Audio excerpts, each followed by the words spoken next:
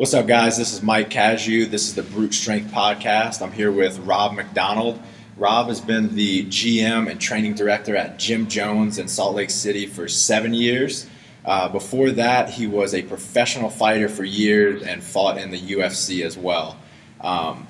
Some of you may know that Rob trained us, meaning Hackenbruck, for 3 or 4 years, including the 2 years that we won the game. So I'm excited to have him share with you some of the techniques he used with us and what he does with NFL athletes, cyclists, all that kind of stuff. How you doing, man? Good. Thanks for having me here. Yeah, I'm honored.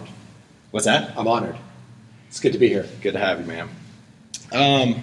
So first off, when your name pops into my head, the first thing I think is hard work.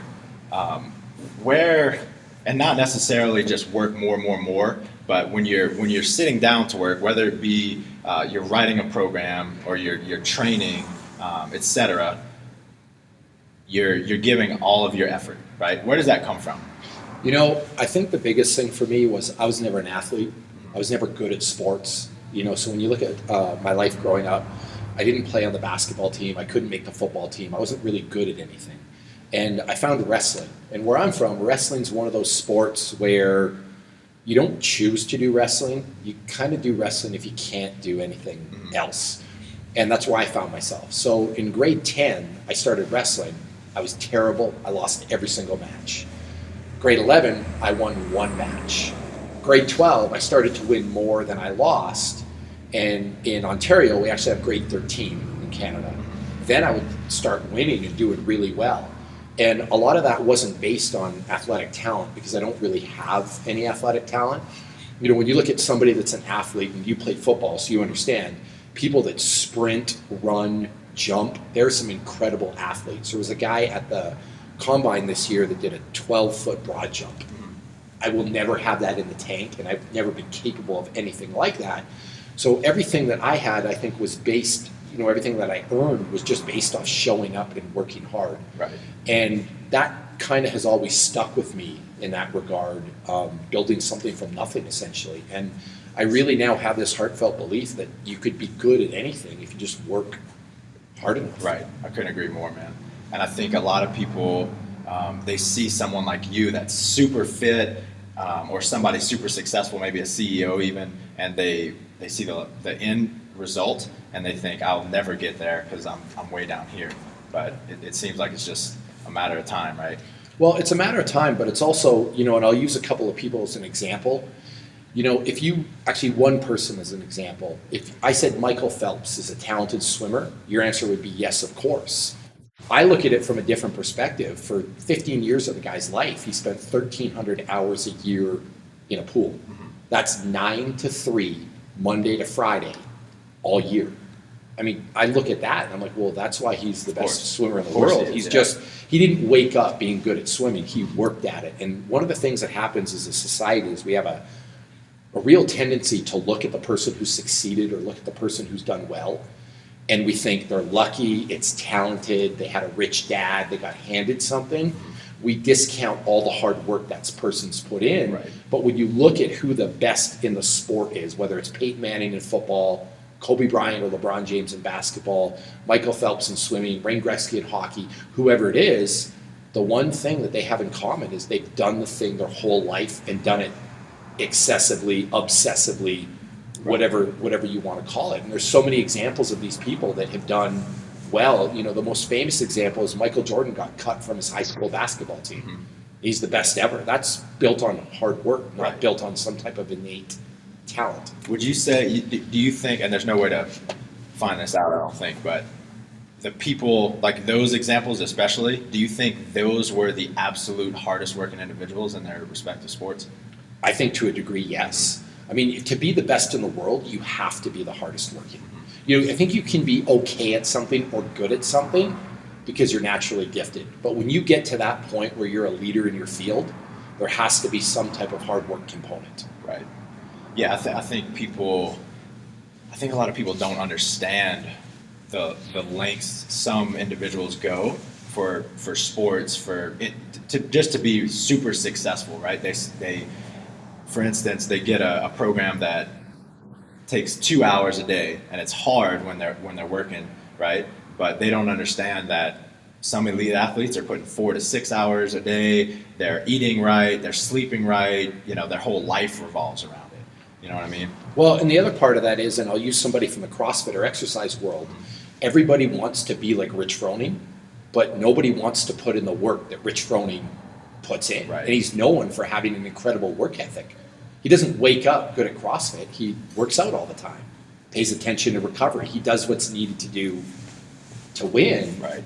That's how you get good at something. People will take somebody like that and follow a portion of their program and expect to get the same result. Mm-hmm.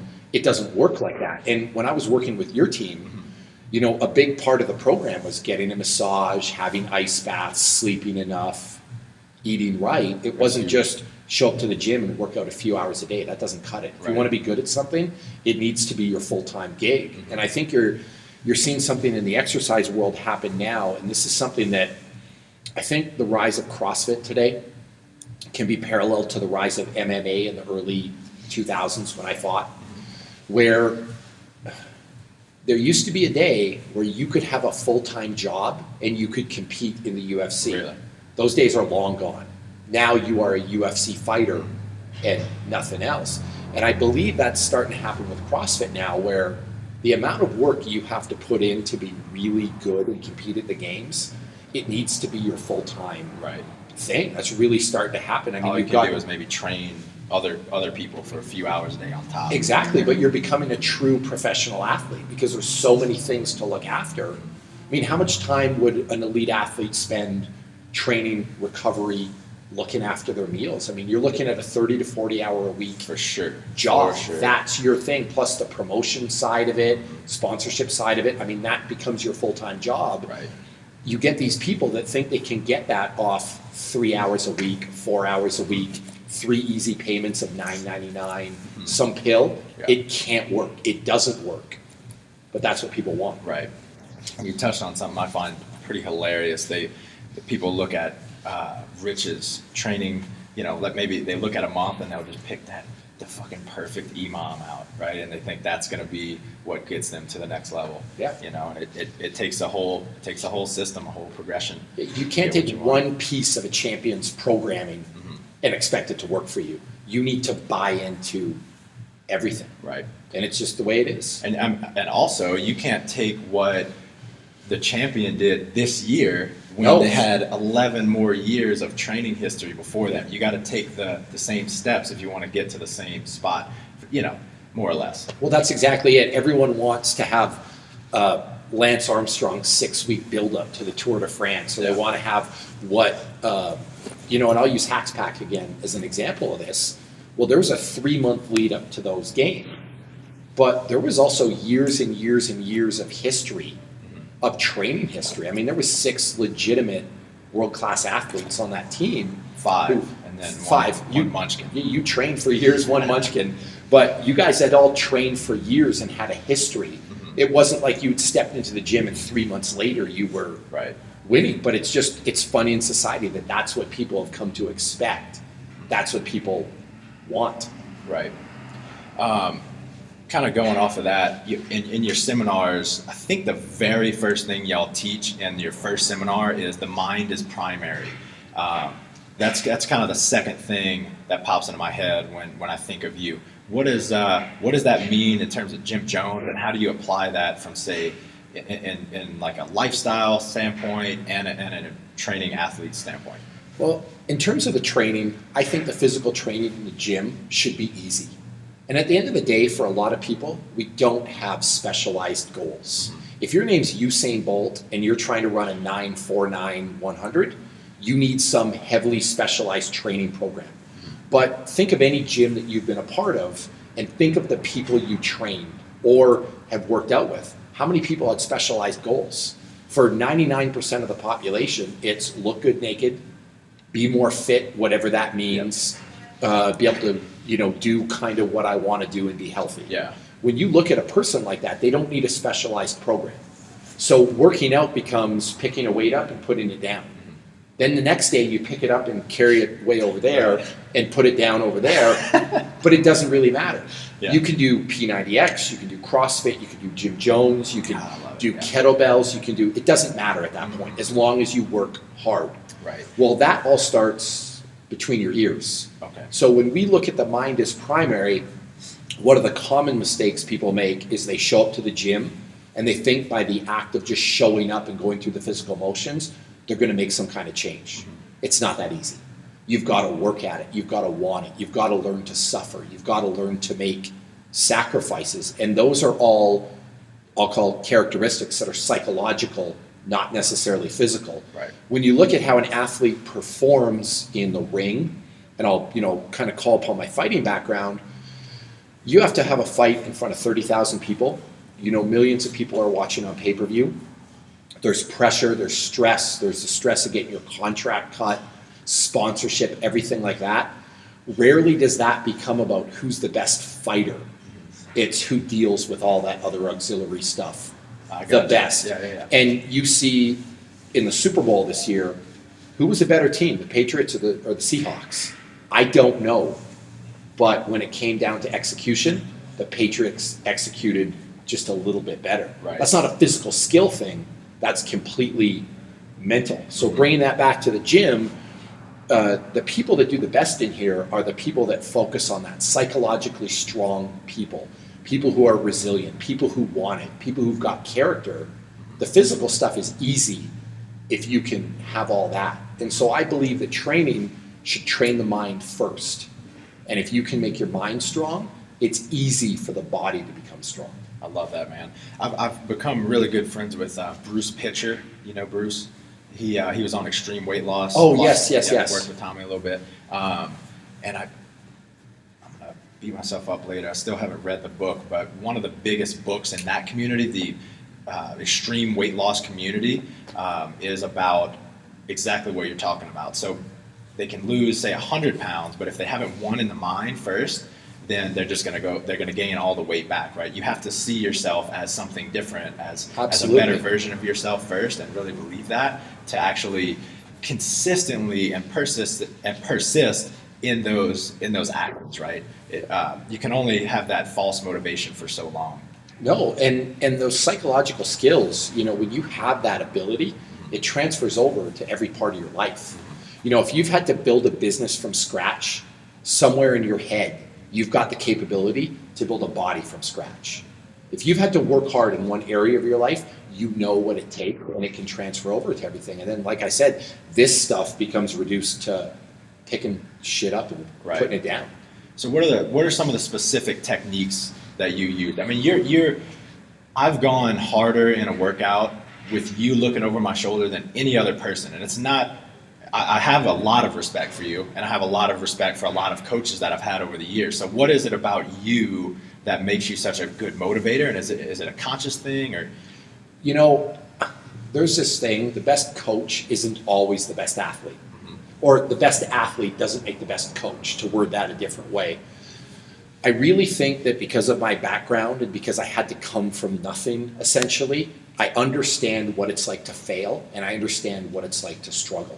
When I go back to grade 10 and I got beat up all the time and, lost every single wrestling match, I wasn't good at anything. I had to learn to be good.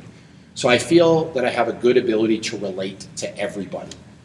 Because I wasn't handed a scholarship, because I just wasn't good at stuff, I can relate to the person that struggles. And let's face it, everybody struggles in a certain area. I feel that's really helped me relate to people and be really good at the psychology side of things, because I've had to fight, I've had to claw, I've had to build up from nothing, I've had to work at something. I understand all that stuff.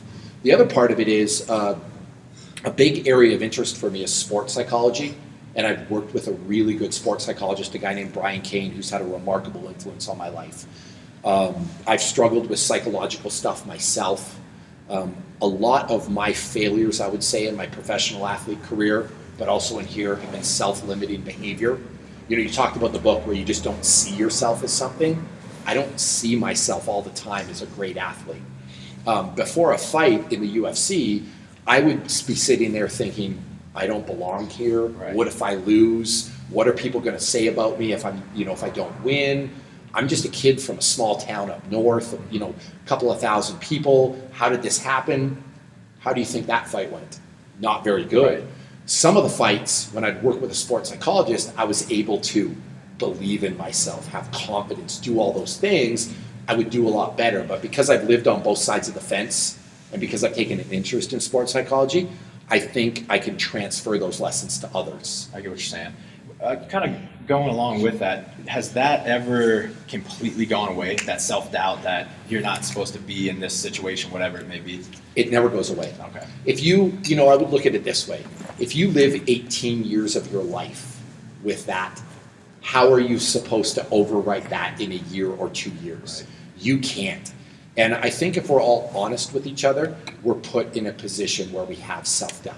Right. No one's an expert in anything. Right. And if you're not putting yourself in that situation, you're probably not doing much, right? That's right. You're just putting yourself out there. You're just being comfortable. Mm-hmm. And so when you look at, it's hard for me not to sometimes see myself as that kid in grade 10 that played Magic the Gathering, played video games, wasn't, great at sports and lost every match.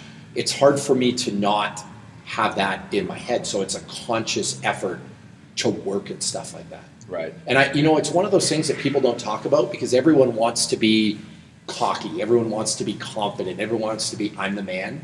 But I think every single person goes through that. Some of the best fighters in the world were nervous and terrified before their fights. Some of the best athletes in the world who appear supremely confident go through moments of extreme doubt. If more people would talk about that and more people would share their feelings about that, yeah, I think it would be an easier thing for people to deal with. I agree, man. And I am personally sold on the idea that it never goes away. And sometimes it's just going to get worse because, I plan on taking bigger risks and stuff like that. Mm-hmm. But it's just what you do despite those, that little voice in your head, right? Life is always going to be filled with pressure. And you hit the nail on the head where you say, if you're putting yourself out there and you're doing something real mm-hmm. and putting yourself in a position to fail, self-doubt has to come along with that. Otherwise, you're not a human being. Right. And so learning to deal with that is a good thing. And so that's been, I think, the most important part of my coaching practice. Being a coach isn't being a rep counter. I really, not get upset, that's a wrong word. I don't like it when somebody emails me that I don't know and refers to me as coach. Coach to me is a very special position in somebody else's life. I've had some real coaches, and they can tell you my birthday, relationship status. They can tell you about your parents. They're people that I spent hours and hours a day with every single day that cared to me, that were like father figures, that were like family. Yeah. That's a coach. That's somebody that's looking after you.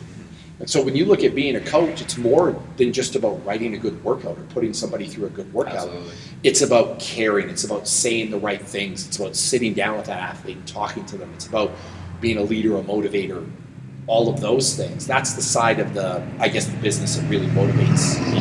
Right. I think it's interesting. I find it super, super difficult to have that kind of relationship because all I do now for the most part is remote programming and remote coaching. So to really spend time with them is not possible, right? Yeah. So, some people, I'll start them off and I say, look, I can't really, I can't dramatically improve your performance by just giving you this. So I'm not going to even talk to you until you can do this for your mental game, right? It might be progressive muscle relaxation or some kind of, Eastern meditation, stuff like that. But I think that stuff has a way bigger impact when it comes down to it. No, it's super important. And being a good leader is important. I think one of the things that we hold true to, hold dear at Jim Jones is leading by example. How am I going to tell you to do 300 calories on the Airdyne in 10 minutes if I can't do it myself? Or I haven't suffered like you've suffered. Right. I think there's an innate part when your coach is suffering like you're suffering. For sure. You'll follow. Mm-hmm. If it's a fat guy who's wearing a visor and drinking a Gatorade and yelling at you, how hard are you really going to work? Unless that fat person has put in 30 years of the suffering. They've got some enormous street credit. Yeah. But other than that, you're not going to follow them. You're not going to pay attention. Yeah. So you've done 900 calories in 30 minutes, right? Yes. Is that your best? Yeah, well, my best would be I've done 402 calories in 10 minutes on the Airdyne before. And I've done 300 FY 3 times in a row. Okay. So Word. I'll be the best on that. One more question about the mind game. You are, your kind of demeanor with a lot of athletes, that in my experience working with you, has been pretty kind of tough love, right? Pushing people. Is there ever a time where you take a softer approach, and what kind of cues give you, like, tell you to do that, if so? Well, I think you have to take a softer approach, but that's more on a personal level. I mean, when it's time to be in the gym, I think it's business time. It's time to work hard. Right. You know, you need to come in, you need to be pushed. People need to be yelled at. People need to be dealt with a heavy hand, as long as they know it's coming from a place of caring. But there's other ways you can show you care about people. You can show up at a sporting event that's important to them. You can, we have a guy in here that's a chef. I can show up at his restaurant opening. You can sit down, you and I can sit down and I could talk to you about some problem you're having in your life. Right. I think by being a friend outside of the training environment is where that softer side really comes in. And it's also taking a moment to be supportive. To maybe sit you down after a workout and say, hey, Mike, what happened today? Right. Like, what's going on? I care about you. What's happening? I think that's where that really comes into play. We're not just spending your hour of your booked session yelling at somebody, but the time you spent afterwards showing them that you care. I think that's the most important part of the puzzle. Right. Word. All right, we're going to take a quick break. Then I want to find out why you hate CrossFit so much. All right. All right, what's up, guys? We're back. So, Rob, there are lots of different rumors, and like I was saying earlier, I'm sure you've heard more of the rumors than anyone else, but the rumor is that Jim Jones hates CrossFit, Rob MacDonald hates CrossFit. What's that all about? I want to hear it from your head. I don't think I ever have heard it from you. The funny thing is I'll get that a lot, and I look at it as absurd. If you look, I've got CrossFit Nano shoes on. I didn't realize. I worked with your team for years. Tommy is a very, very close friend. Tommy Hackenbruck. His kid Bobo and my son are, literally best friends on the face of the earth. I write CrossFit programming. One of our fully certified instructors has a CrossFit affiliate, and he's got CrossFit stars in Egypt. So I look at all these things and I'm like, how can you say I hate CrossFit? Because clearly there's a lot of connections there. Another guy I have the utmost respect of, Heber Cannon. We have a mutual friend named Stu Bradley. Yep. He's an incredible person. He does CrossFit's video. So I see things like that, and I think it's absurd. At some point, there was some history between Mark and Greg Glassman at CrossFit. I don't know the extent of it. That was before my time. But I look at it, and I think CrossFit's an incredible sport. I look at people like Jason Khalipa, Rich Froning, Matt Chan, Tommy Hackenbruck, Adrian Conway, Brennan. There's a bunch of people who I completely admire and respect. And frankly, I'd love for them to come here and train. They truly are elite all-around athletes. So for me, it's, nothing but respect for these people. Right.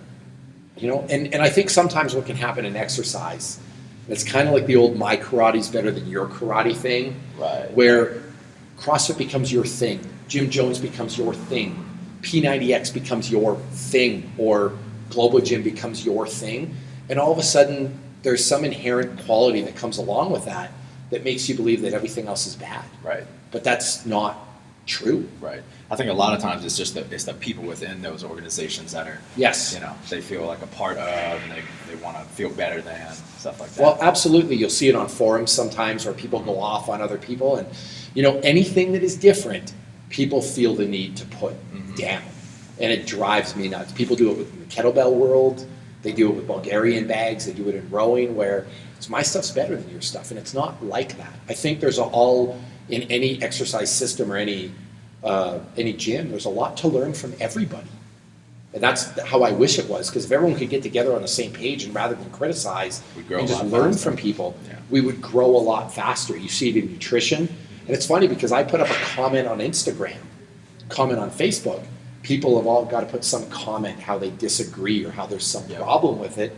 It's like, well, there are many ways. So in exercise, I don't believe there's one way.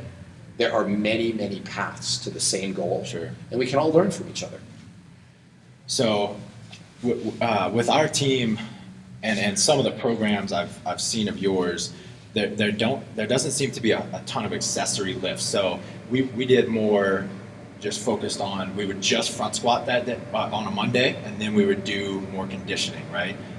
Thursday we would do Olympic weightlifting, a couple just main lifts, and then we would do some conditioning. We did some light RDLs on recovery days, light deficit deadlifts, stuff like that. So what's your philosophy on that, on using predominantly full lifts? And yeah, just go with that. Well, I think that when you look at a program, and I'm assuming we're talking from a CrossFit specific angle right now. Not necessarily. From a fitness angle. Mm-hmm.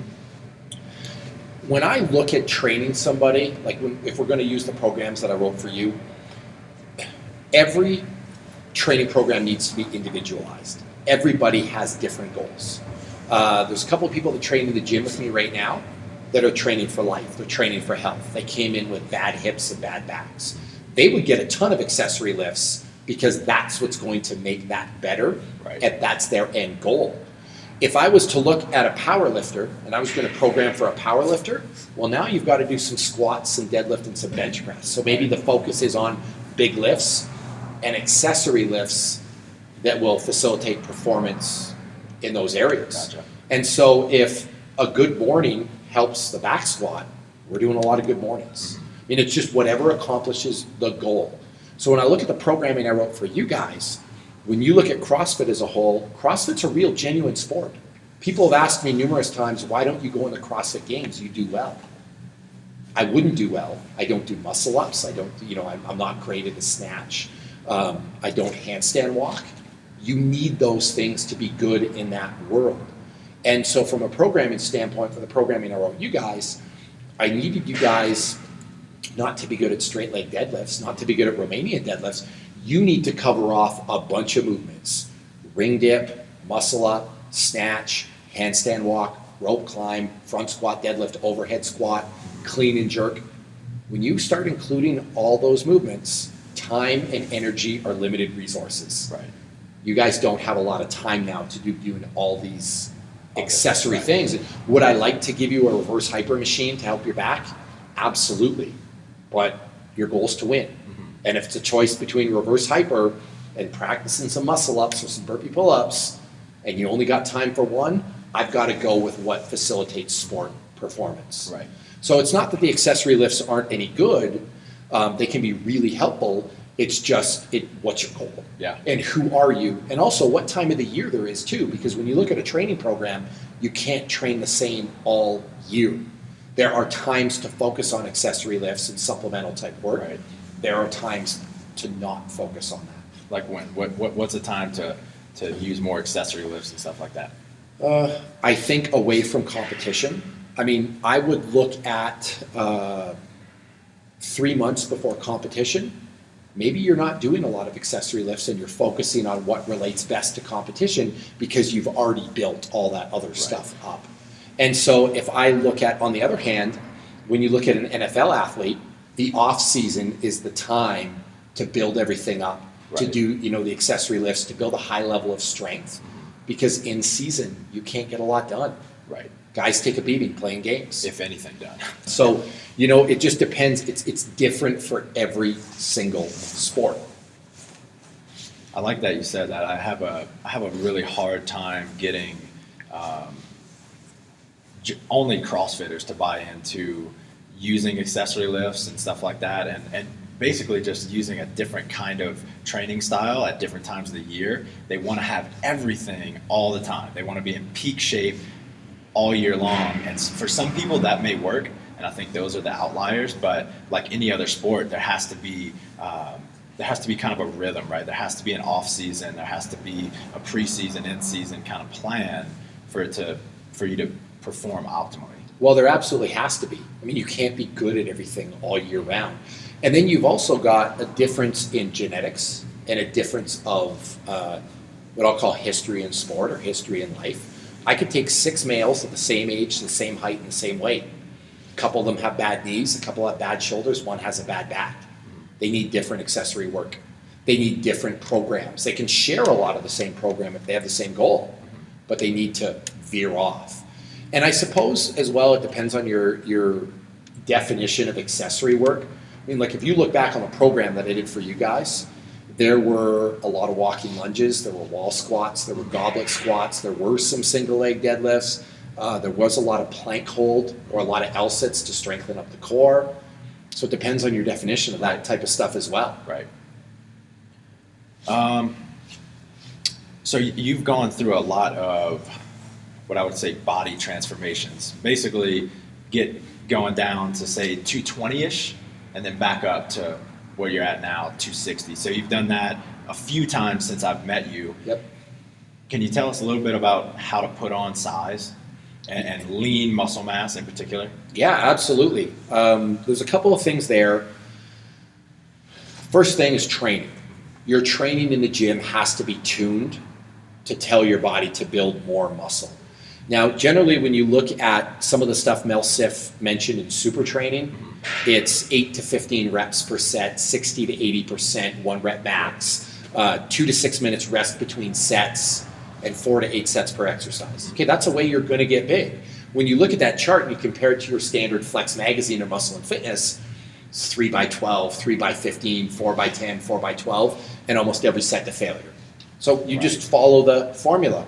There's also something that I use heavily called German volume training, which is a 10 by 10 format. The 10 by 10 format at 50 to 60% 1 rep max, I think is one of the best ways to put on size. It also puts on an incredible amount of strength and strength endurance. The fallback to that is you're violently sore all the time. If you put somebody on a 7-week buildup of 10 by 10s, they're sore for 7 weeks straight. Right. Literally from the tip of their head to their toes. Right. It's got to be done. It's early in the off season. Yeah, it's a terrible, terrible thing. Right. What goes along with that, and this is the next part I'm going to talk about putting on size, is everything outside the gym. You grow outside the gym. You don't grow while you're training. Mm-hmm. Everything you do outside the gym plays a major effect. Sleep. There's nothing more anabolic in the world than an hour of extra sleep a night. People go for pills, they go for drugs, they go for supplements. Sleep an extra hour, even an extra 2 hours a night, and in a completely blacked out environment. In a completely blacked out environment, your body will produce more human growth hormone. It's like taking something. Right. It's a great, great thing. Eating enough calories. It's almost impossible to stay super lean and put on size at the same time. For a normal person who's never trained before, they can lose body fat and gain muscle. But for a person that's 260 pounds, you're probably not just gaining lean muscle anymore. You've got to be willing to put on a bit of fat. How are you going to do that? Eating enough calories. Right. You've got to actually fuel the work. And think about a person that's 150 pounds, how many calories they need? How many calories does 260 pounds at 8 to 10% body fat need? A ton of calories. So you need to eat enough. The final thing I'd say is dealing with life stress. I don't know if you've ever heard the phrase, the fat get fat and the thin get thinner. No, you see, it's a good one, and you'll think of some people you know that have gone through this. When people go through an incredible amount of stress, one of two things happens. They get really skinny, or they put on weight and get a weird bloated type of fat. I have the tendency to get skinny when I'm under a lot of stress. I don't have a lot of stress in my life right now. I love my job. I have a beautiful fiance who I'm madly in love with, and she's one of the most supportive people I've ever met. She helps me deal with all the stress that comes in from the outside world. She's my biggest fan and biggest supporter. I mean, she's a rock that I lean on. When you look at my life now, and I have a wonderful son, a wonderful fiance, a job that I love, and I can limit all that life stress, it's really easy to make gains in the gym. And think back to a time in your life when you were under an incredible amount of stress. How'd the gym stuff work? Not great. Oh, terrible. And you can't recover. Part of getting bigger is recovering and repairing the damage you do in the gym. My recovery is at an all-time high because stress is at an all-time low. Right. So if you can get those three things in line, it's very, very easy to put on size. Usually what happens with the person, they've got the workout right, but their eating's bad and they're under life stress. Right. Or their eating's pretty good and they've got, not a lot of stress, but they're unwilling to put the work in the gym. Because a lot of people don't want to go to failure. Failure hurts. Yeah. And the 10x10s, you've done them. They're not fun. I put on 15 pounds of almost pure lean muscle mass doing that for they really work. With you, yeah. But a lot of people don't want to do it. So if you have all those 3 pieces in puzzle, we'll call it recovery, nutrition, and stress is part of recovery. But recovery, nutrition, and training program, it's easy. Right. I lost my train of thought. What kind of exercises are you doing when you're in the gym for that kind of stuff? My thing would be functional masking. There's no sense putting on size just for show. I don't want to ever be known as all show, no go. When you look at me and you're like, wow, he's a big guy, I don't want you to respect me because I'm big.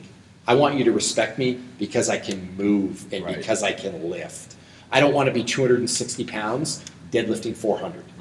So I like to do functional type movements. Bench press is a very functional exercise. Standing military press is functional as opposed to seated because you have to support everything with your core. I like to do overhead squats to retain mobility.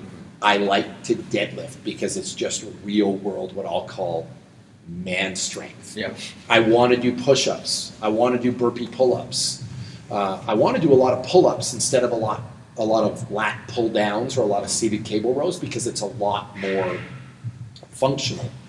As back squat is a great one as well because it's functional. And I don't believe there's any exercise in the world that develops strength and power like a back squat. Right. Front squat's great for your core, but you want to build some real world, what I'll call man strength, back squat.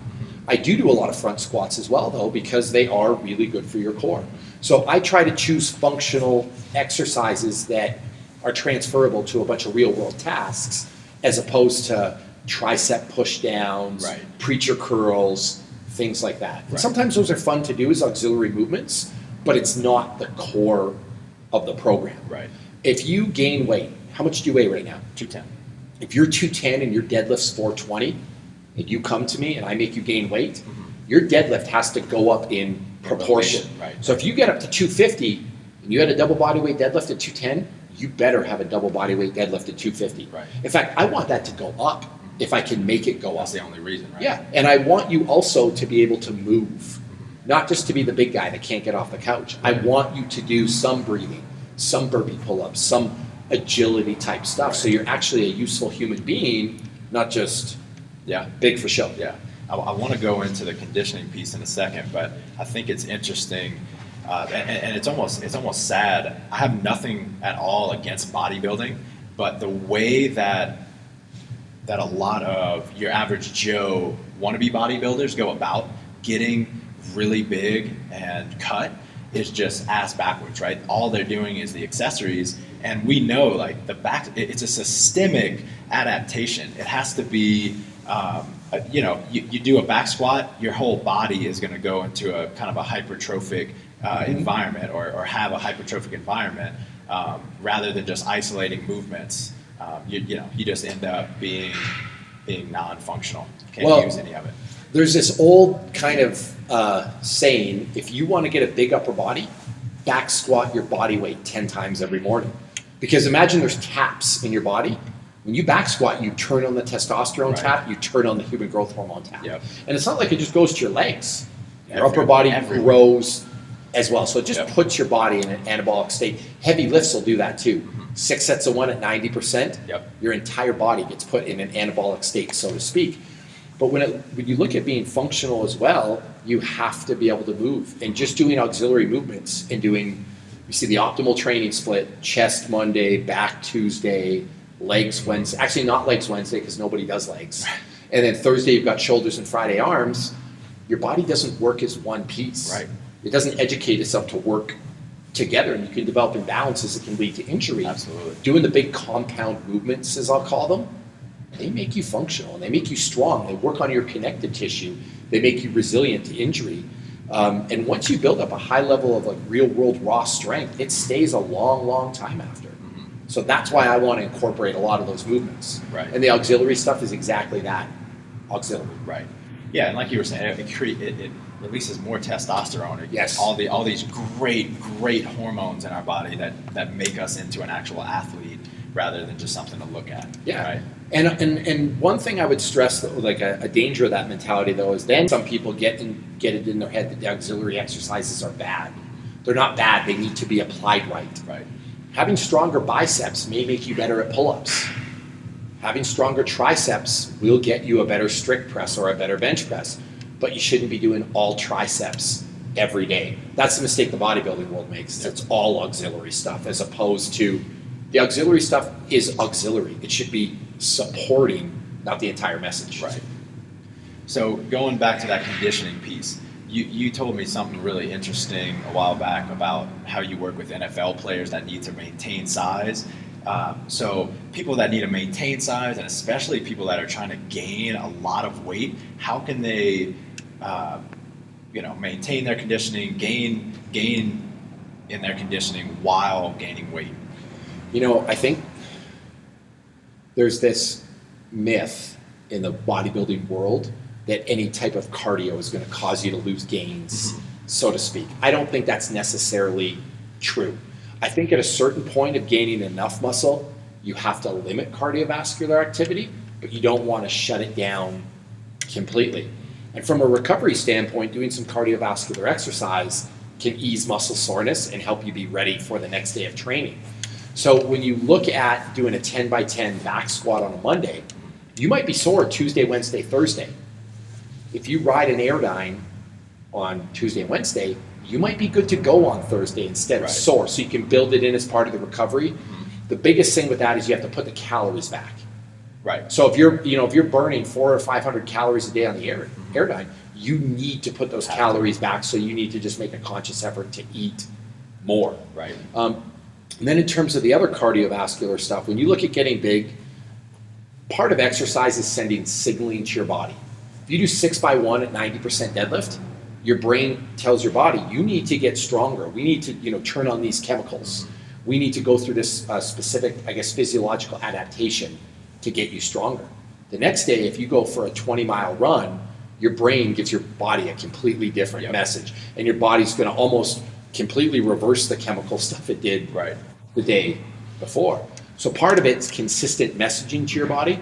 So the other thing I like to do to keep consistent with messaging is during a mass gain phase, to the cardiovascular stuff I will do is what I would call cardiovascular power or short all-out intense sprints that are more in line with strength. With full recovery, right? With full recovery, as opposed to 20 or 30-minute grinding circuits. Right, those are the hardest to... And those are the hardest, and it's also, your brain is telling your body, you need to get lighter to be better at this. Right. So for the cardiovascular during the mass gain phase, it's a combination of short, all-out, intense sprints, and then just an hour-long recovery type work that you're just building an aerobic base, so to speak, that you can, then put some calories back to make sure there's not a lot of damage from it. Right.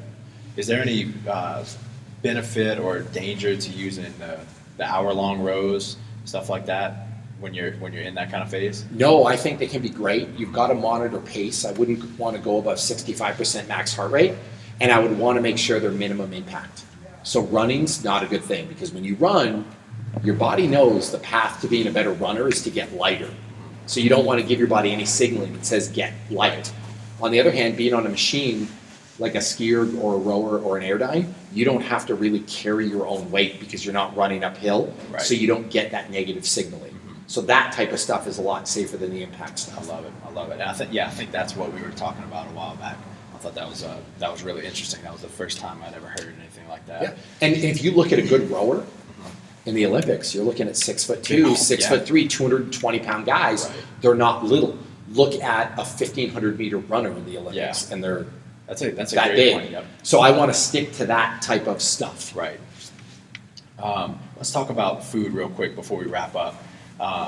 First off, Were you doing a burger a day for a while? I'm pretty much on the burgers all the time. Love Diet it. right I now. love it. So you eat a shit ton because you have a bunch of muscle to fuel and to maintain. What's the do you remember your most epic cheat meal or bulking meal? Man, that's a tough one. Mm-hmm. I've ate a lot of food. I've ate a lot of big meals. But Give us a good one that sticks out in your mind. a good one?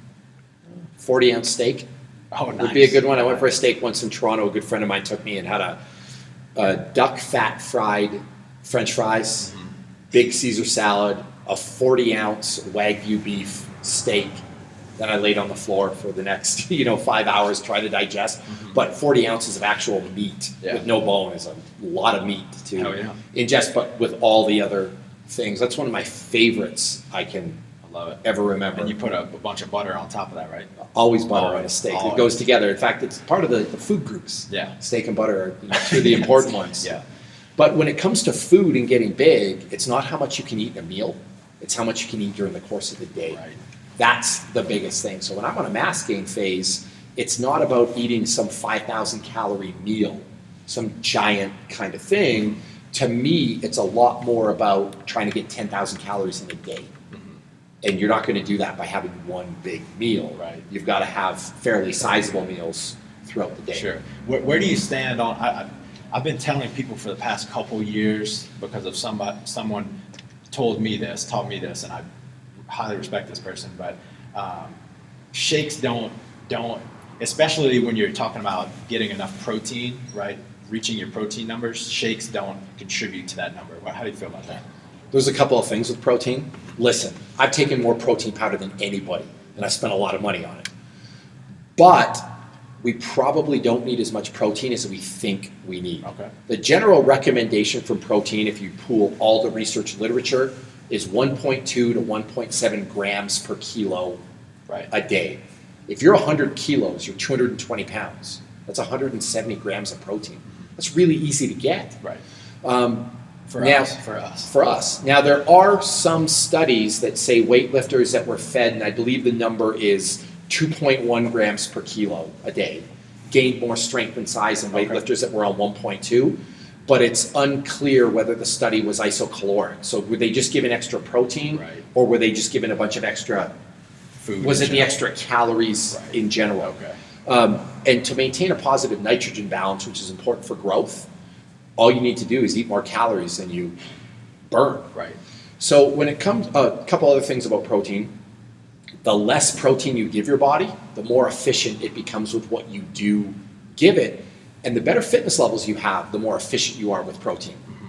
So if you're more fit, you need less. So when you look at those numbers, you probably eat enough food in the day that you don't need a protein powder.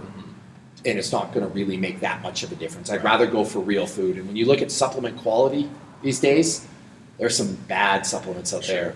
And you don't know what you're getting when you get that container. I know when I eat an egg, a chicken, a goat, a steak, like whatever you can eat, that you're getting real protein. That said, I don't think protein powder is bad. Shakes can be a really important way to get enough calories in. It's really hard to eat 7,000 or 8,000 calories a day clean. Right. Almost impossible. Right. That's where a protein powder, I think, can be good in a shake to help you get enough calories in. And then it's a balanced meal, right? Exactly, because you've got some protein along with the fat and the carbs. That said, I rarely have a shake with just protein alone. There are real world sources of protein. Peanut butter is a great one to put in a shake. Hemp seeds. Some people will put eggs. Some people will put flax. Some people will put almond butter. Yogurt's a great one. Yep. You can put a lot of real olive oil food. Olive oil you could put. Udo's oil is a great one for your omega-3s. Fish oil, spinach. Load a shake with real food. Right. And it's blended down. That's a great way to make a shake, not scoop a protein powder with some water, shake it up and go. Mm-hmm. So as long as you're having real food, I think shakes can be a great way to get calories down. Right. Last thing, we're running out of time. So at Lucky 13 right down the road. Yes. The challenge. No way I could ever do that. No Come way. on, man. No, you know what? I need a taker. So for those of you who don't know, the best burger in Salt Lake City is Lucky 13. and they have a challenge. It's a 28-ounce burger that's about this high, and then there is a 14-ounce. It's a burger. 16 or an 18-ounce. That's this other burger. You've got to eat both of them. And it has habaneros all over the son of a bitch. So I have a plan to knock it out. We should do it. I've got no chance, but I do have a friend named Ed Napper, who's one of our certified guys, who I've witnessed eat more in a meal than any other human I've met. I think he can potentially do it. So when he's in town, we'll bring him. But me, that's not my thing. Yeah. People see big guy and they're like, he can eat a big meal. That's not my. And if I did, I would probably die or be sick for a week. I don't want the repercussions. But we'll make Ed do it, and we'll. Good, man. I'm in. We'll laugh at it. I need someone to go through that with, because those habaneros are that's going to be a crucible to go through the next day. Yeah, that'll be tough. Sure. And it's a lot of meat, and you got to eat everything on the plate. Yep. But that's not my forte. You know. Where can people find you online? People can find me www.jimjones.com. Obviously, I'm the general manager and training director there. Twitter @BobbyMaximus, or on Instagram @BobbyMaximus. And I'm always trying to put all kinds of educational material on there for people to follow. And beautiful burgers. Beautiful burgers and food. Awesome, man. Yes. And you're going to be at the CrossFit Games this year? I will. I really want to go. You know, I'm trying to arrange my schedule that I can show up. There's a lot of people there I have a lot of respect and admiration for, and I'd like to watch people compete. You know, it's something I watch every year. Right. Training you guys, it's something that I took a great interest in. I think it'd be really cool, and I hear it's an absolute riot to go. Like, it's a really, really good time. Yeah, I think you'll have a good time, and it'll shut up a lot of the critics out there, I think. Well, yeah, I think so. And it's something, like I said, I would like to see. I mean, I live in the gym, and this is my thing. You know, to watch a bunch of people that can overhead squat 365, front squat over 400, deadlift over 500, and can breathe, to me, it's just incredible to just watch. Right. So I want to go get a piece of that. Awesome, man. Looking forward to it. Thanks for coming on the show. No, thank you so much. I will put all of Rob's information on the show notes, and you can find that at brUTEstrengthtraining.com/podcast. That's how you do it. Right, exactly.